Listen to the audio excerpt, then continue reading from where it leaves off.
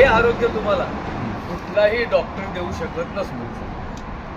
कारण मी डॉक्टर आहे, त्यात बऱ्याचशा गोष्टी ज्या काही ट्रीटेबल आहे तिथपर्यंत आमची उडी असते. बरोबर. त्यानंतर तो डॉक्टर सुद्धा सांगतो की नाही बाबा माझ्या हातात काय नाही आहे, आता तुम्हाला व्यायाम हा केलाच पाहिजे,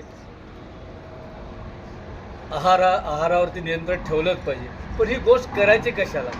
आज आपण काही जंगलामध्ये राहत नाही, तुम्हाला टाळी वाजवली की काही ना काही खायला मिळेल. बरोबर. ही जी गोष्ट वेगळी होती की खरोखरच आपल्या पाठीमागच्या पिढीने दुष्काळ हे अनुभवलेले आहेत. हो.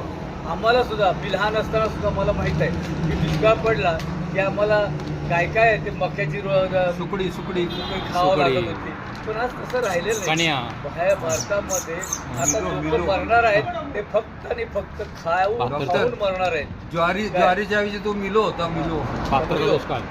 तर मला प्रामाणिकपणे अशी रिक्वेस्ट करायची आहे, हा हा तुम्ही कमवलेला पैसा हा जर करता तुम्हाला आनंददायक वाटायचा असेल हा. तर रोज हा. शरीर स्वास्थ्यासाठी 1 तास तुम्हाला व्यायाम करणं अत्यंत गरजेचं आहे. आणि कारण ह्यात होणार आहे काय, तुम्ही काबाड कष्ट करणार